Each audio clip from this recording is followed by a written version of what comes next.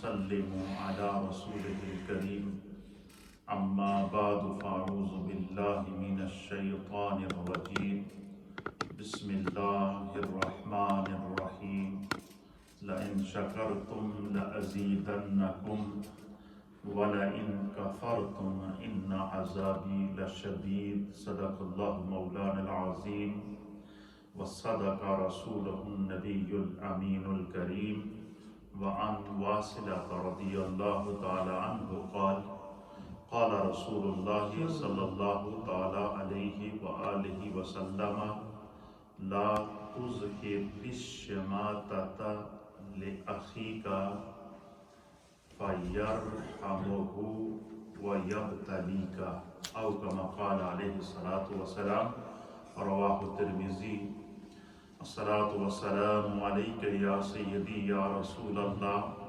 وعلى آلك وأصحابك يا سيدي يا حبیب اللہ۔ حضرات محترم، ہماری ہفتہ وار مجلس ذکر و دعا اور درس و تدریس کا یہ سلسلہ ورچل انداز میں اور نیو مدینہ مسجد بولٹن سے آپ براہ راست اس کو دیکھ بھی رہے ہیں اور ریڈیو کے ذریعے سن بھی رہے ہیں، اور جو احباب یہاں پر موجود ہیں وہ بھی ان رحمت برے پاکیزہ لمحات سے معمور اور منور ہو رہے ہیں۔ اللہ تعالی ہمیں زندگی میں ایسی ساعتیں بار بار عطا فرمائیں۔ یہ بات ذہن میں رکھیں کہ زندگی کا جو لمحہ اللہ اور اس کے رسول کے ذکر میں گزر جائے وہ بڑا کام کا لمحہ ہے۔ وہ لمحہ وہ ایک ہی لمحہ ہوتا ہے جو انسان کی بخشش کا ذریعہ بن جاتا ہے۔ تو یہ ہماری مجلس الحمدللہ بڑی علمی مجلس ہوتی ہے، اور روحانی مجلس ہوتی ہے، فکری مجلس ہوتی ہے۔ آج کا ہمارا جو ٹاپک ہے وہ یہ ہے کہ اللہ تعالیٰ انسان پر کرم فرماتا رہتا ہے، اور اس کے کرم فرمانے کے، اس کے رحم فرمانے کے، اس کی عطا کے مختلف انداز ہیں۔ وہ کسی نہ کسی ذریعے انسان کو کوئی نہ کوئی ایسی نعمت دے دیتا ہے تو جو شاید دوسرا بندہ دیکھتا ہے تو وہ بھی حیران رہ جاتا ہے کہ اتنا کرم۔ اور کچھ وہ ہیں کہ جن کو آزماتا ہے، لیکن یہ آزمائش، یہ تنگی ہو یا آسانی ہو یا نعمت کا ملنا ہو یا نعمت کا چھن جانا ہو، یہ سارا اللہ تعالیٰ انسان کو اس لیے عطا کرتا ہے کہ رب دیکھتا ہے کہ اس انسان کو میں نے زندگی دی ہے، اس انسان کو میں نے سانسیں دی ہیں، اس انسان کو میں نے اپنے پاؤں پر کھڑا کیا ہے، اس انسان کو میں نے کسی کو اقتدار دے دیا، کسی کو اختیار دے دیا، کسی کو کاروبار دے دیا، کسی کو اچھی اولاد دے دی، کسی کو اولاد کا سکون دے دیا، کسی کو اپنی جان کا سکون دے دیا۔ اس طریقے سے یہ مختلف انداز ہیں جو انسان کو اللہ تعالیٰ عطا کرتا ہے۔ تو نبی اکرم صلی اللہ تعالیٰ علیہ وآلہ وسلم نے تعلیم ارشاد فرمائی ہے، حضور نے فرمایا کہ انسان کو ہر حال میں، چاہے اگر وہ تنگی میں ہے پھر بھی، بیماری میں ہے پھر بھی، اور خوشی کے ایام ہیں پھر بھی، فرمایا اللہ کا شکر ادا کرنا چاہیے، ایک بات۔ دوسرا فرمایا کہ کثرت سے استغفار کرنی چاہیے۔ فرمایا جو بندہ کثرت سے استغفار کرتا ہے، اگر وہ کسی مصیبت میں ہے، مشکل میں ہے، اللہ اس کی مصیبت ڈال دے گا، ایک بات۔ اچھا، بظاہر انسان سمجھتا ہے کہ دنیا میں مجھے یہ تکلیف ہو گئی، یا مجھ پر کسی بیماری کا اٹیک ہو گیا، یا میں دنیا میں مجھ سے مال دولت جو مجھے اللہ نے عطا کیا تھا وہ کسی آزمائش کی نظر ہو گیا، تو بظاہر انسان دنیا میں رہتا ہے، سوچتا ہے، لیکن حضور علیہ نبینا علیہ السلام نے فرمایا کہ انسان جب ہر حال میں اپنے ہر معاملے کو خدا کے سپرد کر دیتا ہے، جب اپنی جان ہی اپنی نہیں ہے تو پھر اس مال کو رکھ کے کیا کرنا ہے، پھر اس دولت کو رکھ کے کیا کرنا ہے، ثروت کو رکھ کے کیا کرنا ہے؟ یہ ساری خدا کی امانتیں ہیں۔ اس لیے فرمایا کہ ان اللہ اشتری من المؤمنین، کہ اللہ تعالیٰ نے مومنوں کو ان کی جانوں کے بدلے خرید لیا ہے۔ جب مومن اپنے آپ کو بیچ چکا ہے اپنے رب کی بارگاہ میں، تو پھر جو بائع ہے، جو خریدنے والا ہے، اور جب وہ اپنے آپ کو رب کے حوالے کر چکا ہے تو پھر کیا کرنا چاہیے؟ پھر فرمایا کہ اسے ہر حال میں اپنے رب کی رضا پر راضی رہنا چاہیے۔ اسی کے متعلق آج 2 حدیثیں ہم سیکھیں گے جس میں نبی اکرم صلی اللہ تعالیٰ علیہ وآلہ وسلم نے زندگی گزارنے کے ایسے پیارے اصول عطا فرمائے ہیں، اگر ہم سمجھ جائیں تو ہر انسان کو اپنی زندگی کی سمجھ آ جائے گی۔ آج کل زمانہ بڑا الٹا ہے، ہمیں اپنی زندگی کی تو پرواہ نہیں ہوتی، دوسروں کی زندگی کی فکر میں لگے رہتے ہیں، اور یہ اصول ہے، دنیا پہ لگے ہوئے ہیں، دنیا کے دھندے ہیں، اور ہر آدمی کو دوسرے کی فکر ہے، فلانا یہ ہو گیا، فلانا یہ ہو گیا، فلانا یہ ہو گیا، فلانا یہاں تک پہنچ گیا، فلانا یہ تھا تو یہ ہو گیا، یہ تھا تو یہ ہو گیا، یہ تھا تو یہ ہو گیا، دوسروں کی فکر میں پڑے ہوئے ہیں، لیکن حالانکہ ہمیں ہر ایک کو اپنی فکر کرنی چاہیے۔ تو نبی اکرم صلی اللہ تعالیٰ علیہ وسلم نے اس طرح ہمیں زندگی گزارنے کے اصول عطا فرمائے۔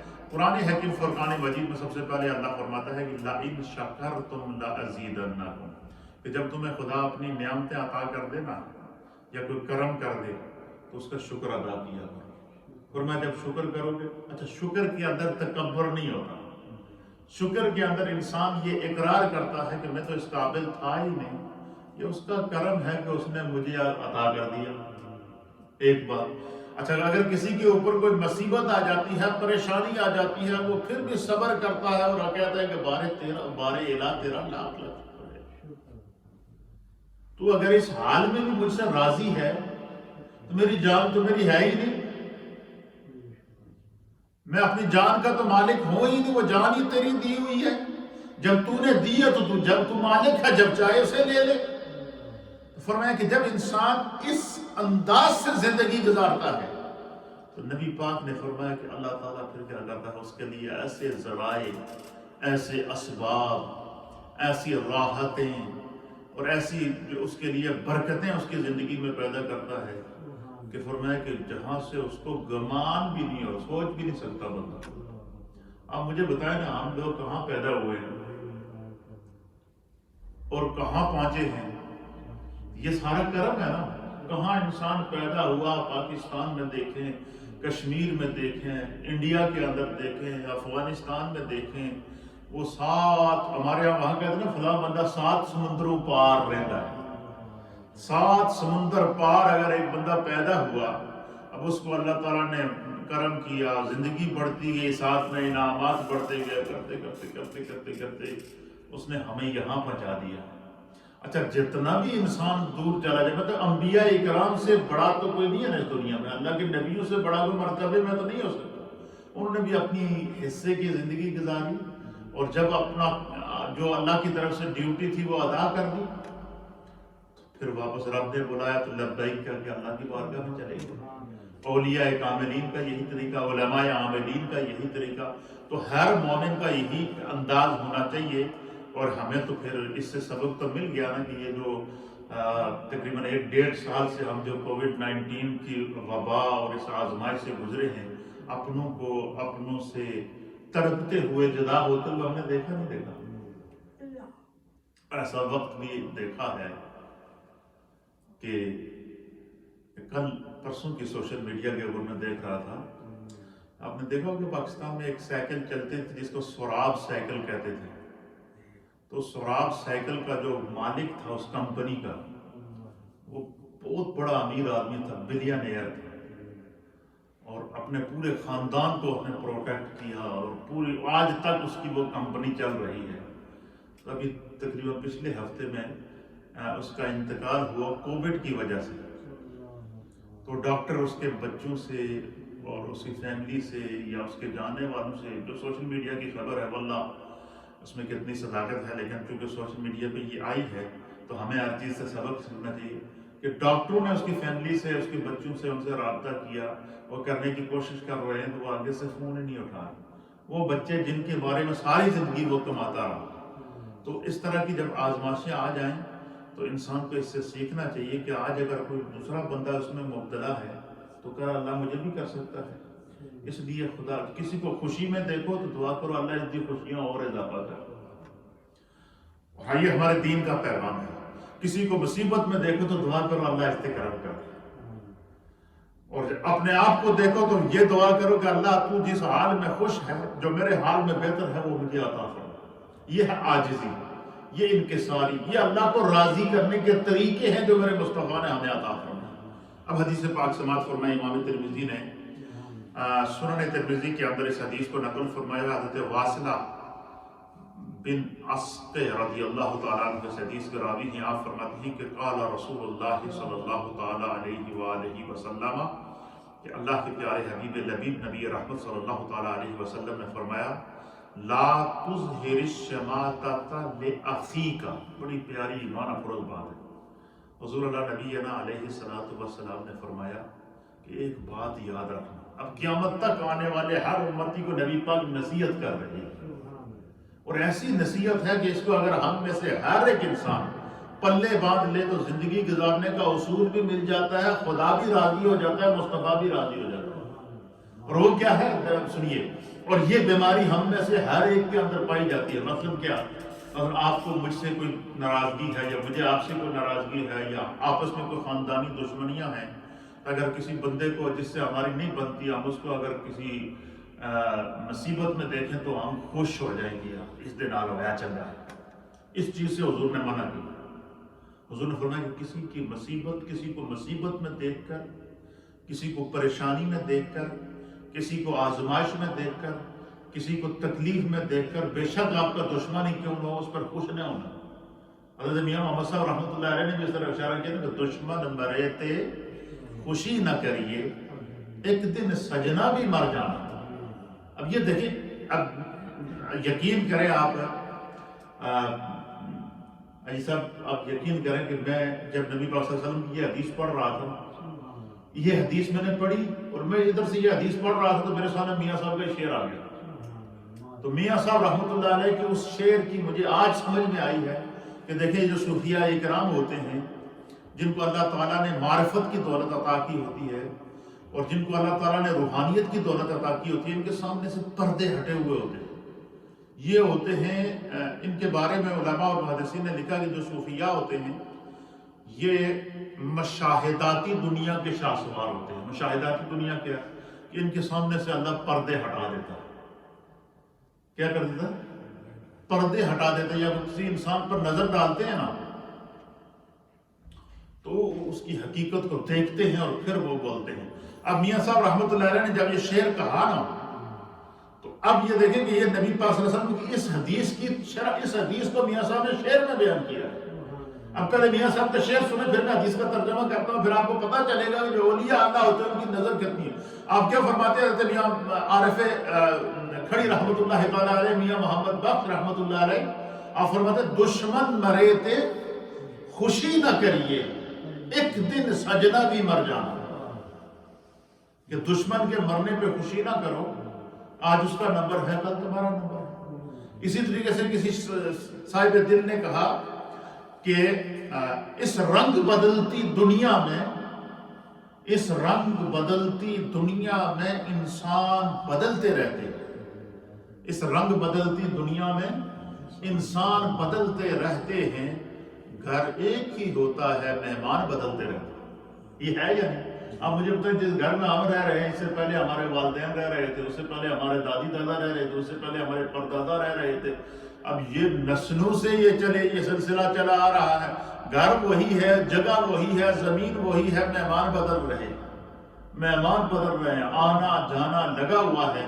تو جب ہم نے اس دنیا میں رہنا ہی نہیں ہے، جب دنیا ہے ہی وہ ہے، تو انسان جس حال میں رہے، جہاں رہے، اسے خدا کا اسی وجہ، یہی وجہ ہے کہ جہاں بھی اولیاء اللہ گئے ہیں، علماء گئے ہیں، ائمہ دین متین گئے ہیں، وہ جس حال میں بھی ہوئے انہوں نے دین کا پیغام پہنچایا ہے۔ اور آج 1400 سال گزرنے کے بعد اگر نبی پاک صلی اللہ علیہ وسلم کی سیرت، آپ کے دین اور قرآن کریم کے احکام ہم تک پہنچے ہیں، تو اس کا مطلب ہے کہ ہماری جو اکابرین تھے، جو ائمہ دین متین تھے، جو اولیاء کاملین تھے، انہوں نے اس کی حفاظت کی ہے تو ہم تک پہنچایا ہے۔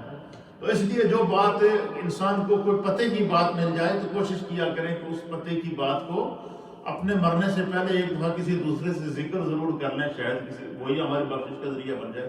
تو میاں صاحب نے کیا فرمایا کہ دشمن مرے تے خوشی نہ کریے، ایک دن سجنا بھی مر جانا۔ یہ میاں صاحب کا شعر ہے۔ اب حدیث سنیے۔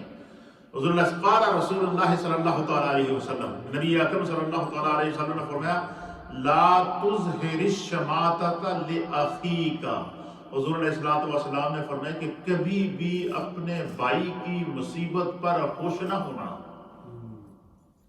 کیا فرمایا؟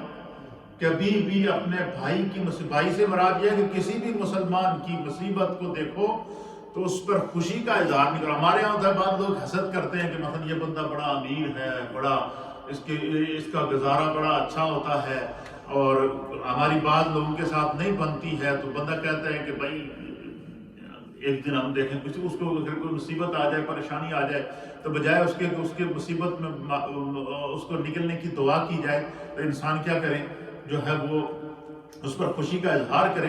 تو یہ اس سے نبی پاک صلی اللہ علیہ وسلم نے منع فرمایا۔ کیا فرمایا؟ لا تظہر الشماتۃ لأخیک، حضور علیہ الصلوۃ والسلام نے فرمایا کہ اپنے مسلمان بھائی کی مصیبت پر زندگی میں کبھی خوش نہ ہونا، خوشی کا اظہار نہ کرنا کہ فلانا مصیبت ہی پہ گیا تو انہیں اس میں پتہ چلے گا تو دیکھتے ہیں کیا ہوتا ہے۔ نو، فرمایا خوشی کا اظہار نہ کرو۔ کیوں نہ کرنا؟ اس کا نقصان کیا ہے؟ کسی کو مصیبت میں دیکھ کر، اگر آپ کا دشمن بھی ہے، اس لیے میاں صاحب نے کہا کہ دشمن مرے تے خوشی نہ کریے، ایک دن سجنا بھی مر جانا۔ تو فرمایا کہ اگر آپ کا دشمن بھی کسی مصیبت میں آ گیا، وہ مصیبت میں اس کی مدد کرو، وہ آپ کے اس عمل سے وہ دشمنی بھول جائے گا، زندگی میں آپ کا احسان کبھی نہیں ہو گا، یار میں اس بارے میں کیا سوچتا ہوں اور یہ میرے بارے میں کیا سوچ رہا ہے، مجھے مصیبت میں دیکھ کر یہ جو ہے وہ خود بے چین ہو گیا۔ تو فرمایا کہ اپنے مسلمان بھائی کی مصیبت کے اوپر خوشی ظاہر نہ کرنا۔ کیوں؟ حضور نے فرمایا کہ فَيَرْحَمُهُ وَيَبْتَلِيكَ، کہیں ایسا نہ ہو کہ تمہارے اس عمل کی وجہ سے، کس عمل کی وجہ سے؟ کہ اپنے مسلمان بھائی کو مصیبت میں دیکھ کر اس پر تو خوش ہوا، اور تمہارے اس عمل کی وجہ سے خدا اس سے خوش ہو جائے اور اللہ تمہیں اس کی مصیبت میں مبتلا کر دے۔ تو پتہ چلا کہ کسی کو مصیبت میں دیکھ کر اس پر خوش ہونا، یہ اچھا ایک بڑی مزے کی بات دیکھیں اس حدیث کے، ایک اور بات ابھی میرے ذہن میں آئی۔ آپ نے سنا ہے کہ ہمارے بزرگوں سے ہم یہ بات سنا کرتے تھے کہ آ بیل مجھے مار، یہ محاورہ آپ نے سنا ہوا نا کہ آ بیل مجھے مار۔ اس کا مطلب ہے کہ بندہ مصیبت کو آواز دے کے میرے کو روئے ہو کے جائیں۔ اس حدیث کا یہ مفہوم ہے، حضور نے فرمایا کہ جب تم کسی مسلمان بھائی کو مصیبت میں دیکھو، مشکل میں دیکھو، تکلیف میں دیکھو، تو تم یہ تدبیر کرو کہ یار اس بندے کو میں مصیبت سے کس طرح نکالوں، میں اس مشکل میں اس کے کس طرح کام آ سکتا ہوں، میں اس مصیبت میں اس بندے کو کس طرح کام آ سکتا ہوں تاکہ اس کو دلی سکون ملے۔ تو میرے آقا فرماتے ہیں کہ جو بندہ کسی کی مصیبت پر خوش ہوتا ہے، اللہ تعالیٰ اس سے مصیبت دور کر کے اس بندے کو، خوش ہونے والے کو اس میں مبتلا کر دیتا ہے۔ اچھا یہ کتنا پیارا، اچھا یہ زندگی گزارنے کا اصول بتا دیا۔ تو یہ جو مصیبت کو آواز دے کر اپنے آپ کو خود بلانا، وہ یہ ہے کہ کسی کی کوئی آپ کا دشمن ہی کیوں نہ ہو، نہیں آپ سے بنتی ہے، تو یہ دعا کرو کہ اللہ اس کو ہدایت دے۔ یا خدا تو دیکھتا ہے نا، اے اللہ تو دیکھ رہا ہے نا کہ یہ مجھ سے زیادتی کر رہا ہے، اے اللہ تو دیکھ رہا ہے کہ اس نے میرے ساتھ زیادتی کی ہے۔ تو فرمایا کہ کسی کو مصیبت میں دیکھ کر اس پر خوش نہ ہونا، اس کے نقصانات کیا ہیں؟ فرمایا کہ فَيَرْحَمُهُ، تمہارے اس کو مصیبت میں دیکھ کر خوش ہونے سے خدا اس کے اوپر رحم کر دے گا، وَيَبْتَلِيكَ، اور تمہیں اس میں مبتلا کر دے گا۔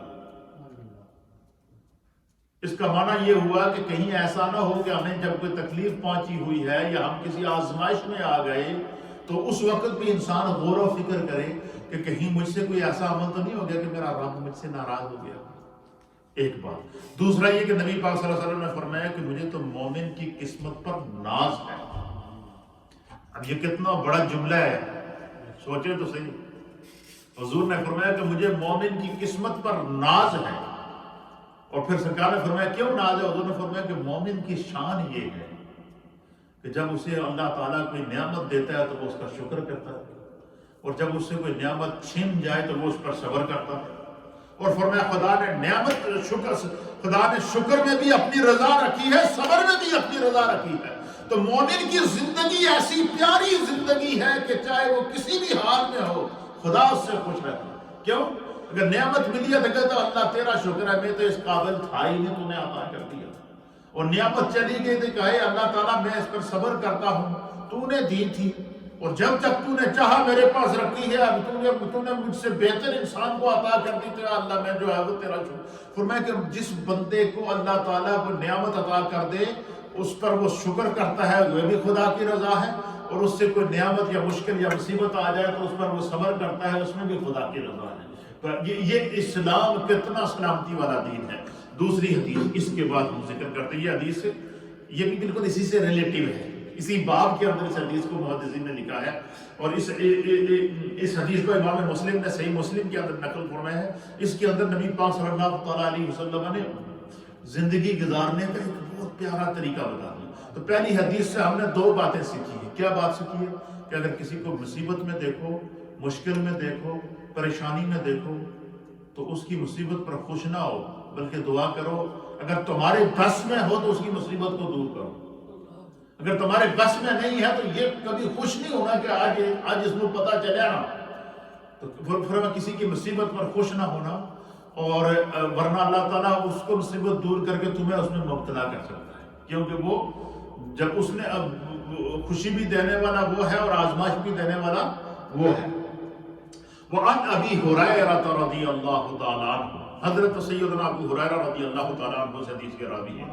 آپ بیان فرماتے ہیں قال رسول اللہ صلی اللہ تعالیٰ علیہ وآلہ وسلم، اللہ حضور نے فرمایا ولا لا تحاسدوا ولا تناجشوا ولا تباغضوا ولا تدابروا ولا بیع بعضکم علی بیع بعض وَكُونُوا عِبَادَ اللَّهِ إِخْوَانًا الْمُسْلِمُ أَخُو الْمُسْلِمِ لَا يَظْلِمُهُ وَلَا يَخْذُلُهُ وَلَا يَحْقِرُهُ التَّقْوَى هَاهُنَا۔ سبحان اللہ، اتنی پیاری حدیث ہے، آپ اس کا ترجمہ سنیں گے آپ کا ایمان تازہ ہے اور زندگی گزارنے کا ایک اصول مل جائے گا۔ حضرت ابو ہریرہ کہتے ہیں کہ سرکار دو عالم صلی اللہ تعالیٰ علیہ وآلہ وسلم نے ارشاد فرمایا لا تحاسدوا، آپس میں ایک دوسرے سے حسد نہ کرو۔ حسد کیا ہوتی ہے؟ مثلا اگر آپ نے کسی کے پاس کوئی چیز دیکھی تو آدمی یہ کہے یار اس کو یہ چیز چھن جائے اور مینو مل جائے، یہ حسد ہے۔ اور یہ حسد نہیں ہے کہ بندہ یہ کہے کہ یا اللہ تو نے اس پہ کرم کیا، اس کو اور عطا فرما اور مجھ پر بھی کرم کر۔ اب دیکھیں جملہ وہی ہے لیکن دونوں کے اندر کتنا فرق آ گیا کہ ایک بندہ یہ کہے کہ فلاں بندے کو کوئی چیز ملی ہے، اور بندہ یہ کہے کہ یا اللہ اس سے یہ چیز لے لے اور مجھے عطا فرما دے، تو یہ حسد ہے۔ حضور نے فرمایا کہ جو بندہ حسد کرتا ہے، حسد کا دوسروں کا برا سوچتا ہے اور سمجھتا ہے اس دے حصے دار میں مل جائے، فرمایا دیکھو جو بھی انسان اللہ تعالیٰ نے دنیا میں جو مخلوق پیدا کی ہے، میرا جو لقمہ ہے وہ آپ نہیں کھا سکتے، آپ کا لقمہ میں نہیں کھا سکتا ہوں۔ ہر انسان نے اپنا رزق پورا کرنا ہے اس دنیا میں۔ جب ہم ایک دوسرے کا رزق نہیں کھا سکتے، ایک دوسرے کا لقمہ نہیں کھا سکتے، تو پھر حسد کر کے نیکیاں ضائع کرنے کی ضرورت ہے؟ اس لیے حضور علیہ السلام نے فرمایا کہ جو حسد ہے یہ اتنی بری بیماری ہے، اتنی بری بیماری ہے۔ فرمایا حسد نیکیوں کو اس طرح کھا جاتی ہے جس طرح خشک لکڑی کو آگ کھا جاتی ہے۔ خشک لکڑی کو آگ میں ڈالے تو ایک دم لکڑی جل کے راکھ بن جاتی ہے، اس طرح حسد کرنے سے انسان کی نیکیاں ضائع ہو جاتی ہیں۔ تو سرکار دو عالم صلی اللہ علیہ وسلم نے فرمایا لا تحاسدوا، آپس میں ایک دوسرے کے ساتھ حسد نہ کرو، ولا تناجشوا، اور ایک دوسرے کے بھاؤ پر بھاؤ مت کرو، اور فرمایا کہ ولا تباغضوا، اور ایک دوسرے سے آپس میں ایک دوسرے سے بغض نہ رکھو، اور پھر فرمایا کہ ولا تدابروا، اور ایک دوسرے پر منہ نہ مروڑو، یعنی ایک دوسرے کے اوپر جو ہے وہ برتری کو ظاہر نہ کرو، اور فرمایا کہ وَلَا بَيْءٌ بَعْضُكُمْ عَلَىٰ بَيْءِ بَعْضٍ، یہ ہم میں سے ہر ایک کے اندر یہ بیماری پائی جاتی ہے۔ مثلا ایک بندہ کسی سے کوئی چیز خریدتا ہے اور یہ جو ہمارے زیادہ تر بیوپاری لوگ ہوتے ہیں نا، بیپاری جو مال وغیرہ یا دکان یا کاروبار، یہ بیپاری لوگ ہوتے ہیں، ان میں یہ بیماری پائی جاتی ہے۔ مثلا آپ کوئی چیز خرید رہے ہیں، آپ کے ساتھ کسی دوسرے دکاندار نے دیکھ لی کہ یار یہ چیز اس نے خرید لی تو میرے کاروبار میں ہو سکتا ہے کوئی کمی ہو جائے، تو اب وہ بندہ سودا کر رہا ہے تو آپ ایسا کریں گے جس سے وہ سودا کر رہا ہے آپ اس کو لالچ دیں کہ بھائی اس کو اتنے میں نہیں دے رہا، میں تمہیں اس سے زیادہ پیسے دے دوں گا، اور میں دوسرے کے بھاؤ پر بھاؤ نہ بڑھاؤ، تو نے لینی ہے تو لے لے، لیکن دوسرے کو نہ ملے اس کی وجہ سے تو بھاؤ بڑھا رہا ہے۔ فرمایا یہ تمہارے کوئی مال میں اضافہ نہیں کرے گی، بلکہ اس سے تمہارا مال آزمائش میں آ جائے گا۔ تو سرکار دو عالم صلی اللہ تعالیٰ علیہ وسلم نے فرمایا کہ آپس میں حسد نہ کرو، ایک دوسرے کے بھاؤ پر بھاؤ مت بڑھاؤ، آپس میں ایک دوسرے سے بغض نہ رکھو، ایک دوسرے پر منہ نہ مروڑو، ایک دوسرے کی بیع پر بیع نہ کرو۔ فرمایا کہ وَقُونُوا عِبَادَ اللَّهِ إِخْوَانًا، یاد رکھو کہ جتنے ہوئے زمین پر اللہ نے مسلمان پیدا کیے ہیں وہ سارے ایک دوسرے کے بھائی ہیں۔ اب گویا کہ جس طرح ہم اپنے سگے بھائی کی خیر خواہی چاہتے ہیں، اس طرح ہر مسلمان، حضور نے فرمایا کہ دوسرے مسلمان کی جب خیر خواہی چاہے گا تو اللہ تعالیٰ اس کاروبار کے اندر، اس لین دین کے اندر، اس زندگی کے اندر، اس معمول کے اندر اتنی برکتیں پیدا کرے گا، اتنی برکتیں پیدا کرے گا کہ آدمی کو پتہ ہی نہیں ہوگا کہ کہاں سے خدا اس کو عطا کر رہا ہے، کدھر سے اس کے لیے رزق کے سامان اللہ تعالیٰ پیدا فرما رہا ہے۔ پھر فرمایا کہ المسلم اخو المسلم، اب حضور علیہ السلام نے رشتہ بتا دیا کہ مسلمان کا مسلمان سے رشتہ کیا ہے۔ المسلم اخو المسلم، مسلمان مسلمان کا بھائی ہے۔ لا یظلمہ، کوئی اپنے بھائی پہ ظلم نہیں کرتا، کوئی اپنے بھائی پر ظلم نہیں کرتا۔ ولا یخذلہ، فرمایا کہ نہ تو کوئی اپنے بھائی پر ظلم کرتا ہے اور نہ اس کو کسی بھی حالت میں بے یار و مددگار چھوڑتا ہے۔ تو فرمایا کہ جو بندہ حسد کرتا ہے وہ اپنی نیکیاں بھی ضائع کرتا ہے، اپنا مال بھی ضائع کرتا ہے، خدا کو بھی ناراض کرتا ہے، اور کسی بندے کو دیکھ کر اس پر رشک کرنا یہ سنت ہے۔ اب چیز کا عمل وہی ہے، اگر بندہ اس کو حسد کی نیت سے کرے تو نیکیاں ضائع کرتا ہے، اور اگر اس کو رشک کی نیت سے کرے گے کہ یار خدا تو اور دے گا، یار تو دیکھ کے میں بڑی خوشی ہوتی ہے۔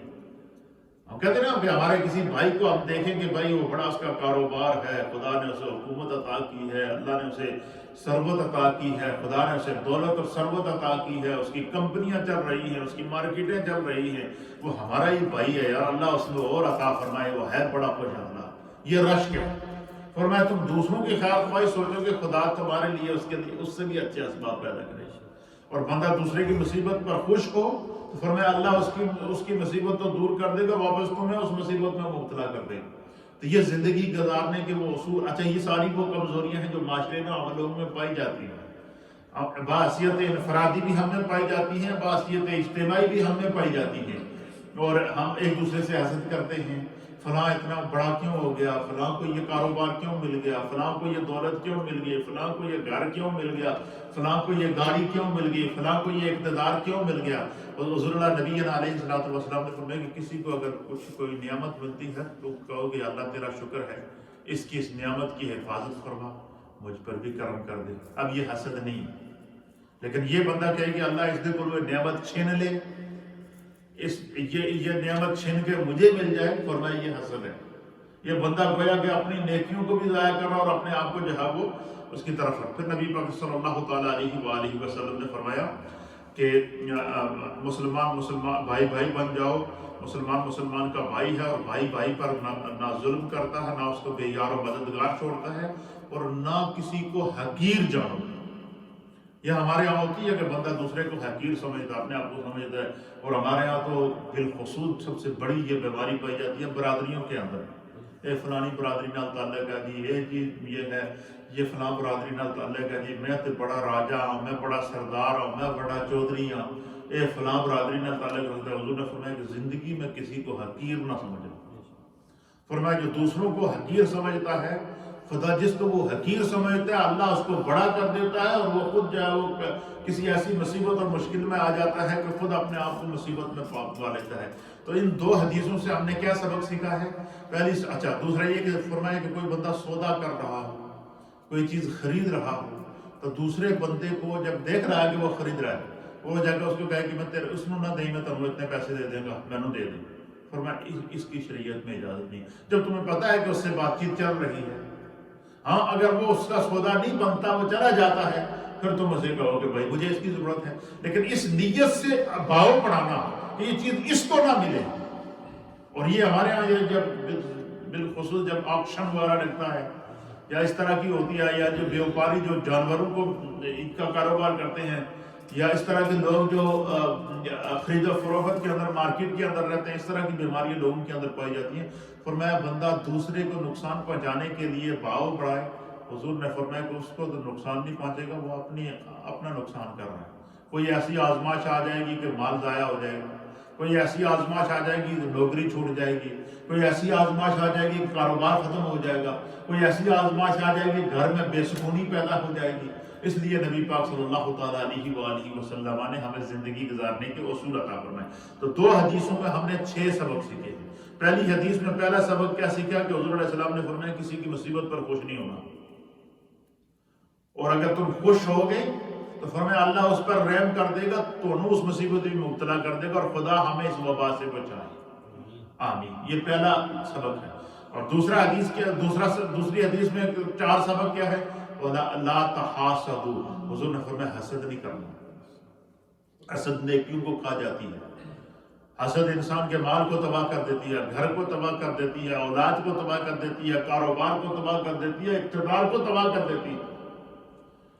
اللہ کا دیا ہوا مال اور بندہ اس پر حسد کر کے خود اپنے ہاتھوں سے، اس لیے اللہ تعالیٰ نے قرآن میں فرمایا وَلَا تُلْقُوا بِأَيْدِيكُمْ إِلَى التَّهْلُكَةِ، فرمایا کہ اپنے ہاتھوں سے اپنے آپ کو ہلاکت میں نہ ڈالو.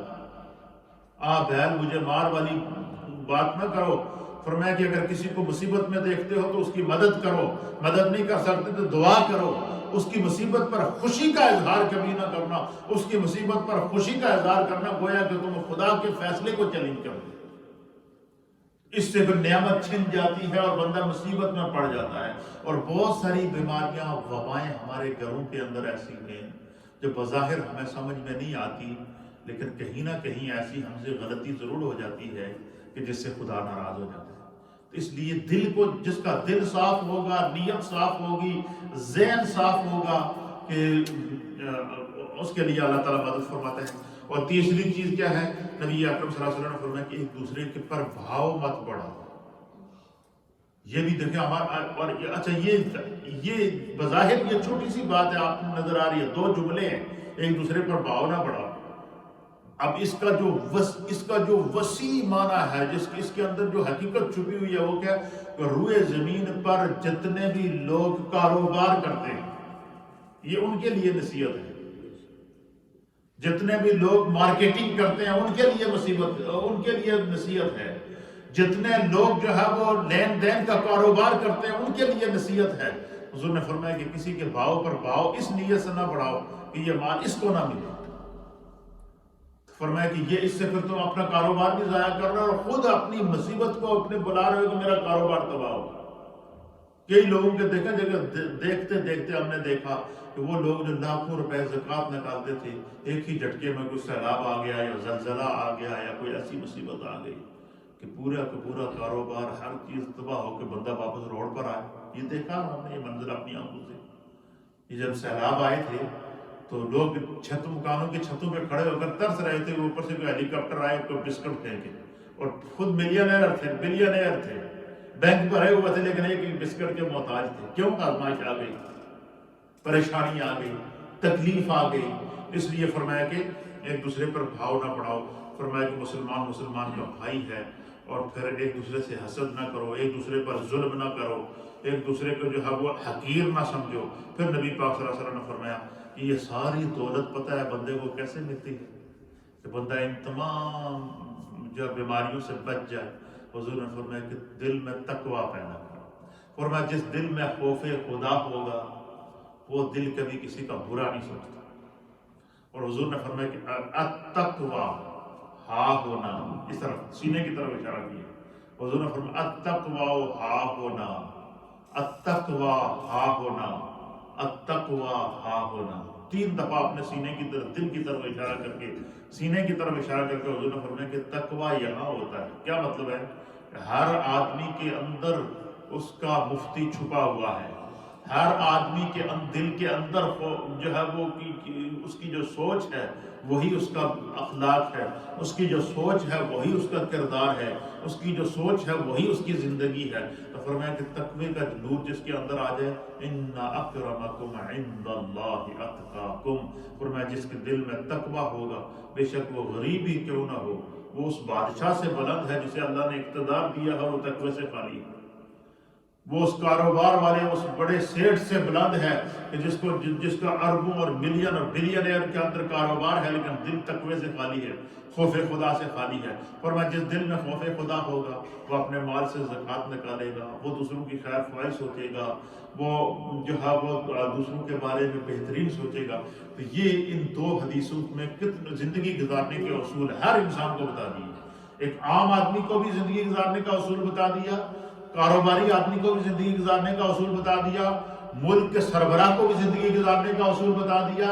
تو یہ وہ سائن آف لائف ہے، یہ زندگی کے وہ سائن ہیں جو میرے مصطفیٰ نے ہمیں عطا فرما دیے، اور اسی لیے فرما دیا کہ لَقَدْ كَانَ لَكُمْ فِي رَسُولِ اللَّهِ أُسْوَةٌ حَسَنَةٌ۔ اللہ فرماتا ہے کہ میرے محبوب کی جو زندگی ہے وہ تمہارے لیے ایگزامپل ہے۔ حضور کی زندگی کو ایگزامپل بناؤ۔ حضور کی زندگی کے مطابق جب زندگی گزارو گے تو مال بھی ہے، دولت بھی ہے، عزت بھی ہے، حکومت بھی ہے، کاروبار بھی ہے، ثروت بھی ہے، اور پھر انعامات اور نعمتیں اور برکتیں بھی ہیں۔ خدا ہمیں دین کو سمجھنے کی توفیق عطا فرمائے۔ اب تھوڑا سا ذکر کریں گے اور پھر انشاءاللہ العزیز دعا کی طرف بڑھیں۔